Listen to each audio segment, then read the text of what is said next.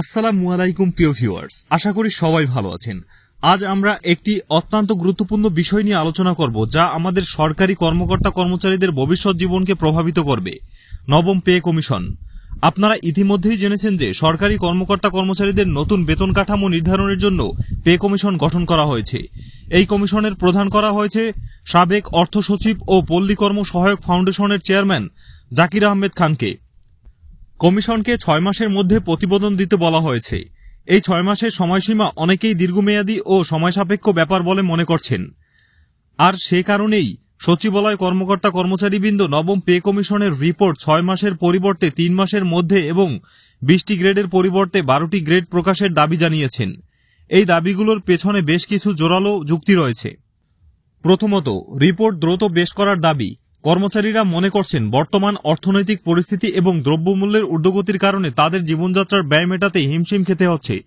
সর্বশেষ 8ম pay commission গঠিত হয়েছিল 2014 সালে। এরপর প্রায় 1 দশক পেরিয়ে গেছে। এই দীর্ঘ সময়ে নিত্য প্রয়োজনীয় জিনিসের দাম অনেক বেড়েছে, কিন্তু তাদের বেতন কাঠামোতে কোনো পরিবর্তন আসেনি।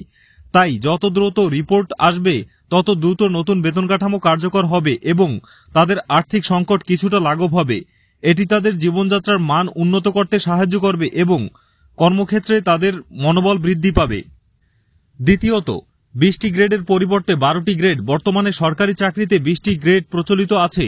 এই গ্রেড কমানোর দাবিটিও বেশ তাৎপর্যপূর্ণ। এর প্রধান কারণগুলো হল পদোন্নতিতে জটিলতা হ্রাস। অতিরিক্ত গ্রেডের কারণে পদোন্নতিতে প্রক্রিয়ায় অনেক সময় দীর্ঘ ও জটিল হয়। কম গ্রেড থাকলে পদোন্নতি দ্রুত ও স্বচ্ছ হবে। বেতন বৈষম্য কমানো। একই ধরনের কাজের জন্য ভিন্ন ভিন্ন গ্রেড বেতন বৈষম্য তৈরি হতে পারে। গ্রেড সংখ্যা কমিয়ে আনলে এই ধরনের বৈষম্য দূর হবে এবং ন্যায্যতা প্রতিষ্ঠিত হবে। প্রশাসনিক দক্ষতা বৃদ্ধি। একটি সুসংগঠিত এবং সরলীকৃত গ্রেড কাঠামো প্রশাসনিক কাজকে আরও গতিশীল ও কার্যকর করবে। এটি সরকারি সেবা প্রদানের মান উন্নত করতেও সহায়ক হবে। পরিশেষে বলা যায়, সচিবালয় কর্মকর্তা কর্মচারীবৃন্দের এই দাবিগুলো নিঃসন্দেহে তাদের দীর্ঘদিনের প্রত্যাশার প্রতিফলন। দ্রুত রিপোর্ট প্রদান এবং গ্রেড কমানোর বিষয়টি সরকারের বিবেচনা করা উচিত, তবে তা যেন সুচিন্তিত এবং সবার জন্য কল্যাণকর হয়। একটি সুষ্ঠু, আধুনিক এবং কার্যকর বেতন কাঠামো দেশের সার্বিক অর্থনীতি এবং সরকারি সেবার মান উন্নয়নে গুরুত্বপূর্ণ ভূমিকা রাখবে।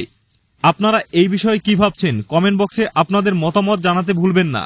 ভিডিওটি ভালো লাগলে লাইক করুন, বন্ধুদের সাথে শেয়ার করুন এবং আমাদের চ্যানেলটি সাবস্ক্রাইব করুন। দেখা হবে পরের ভিডিওতে। ততক্ষণ পর্যন্ত ভালো থাকুন, সুস্থ থাকুন। আল্লাহ হাফেজ।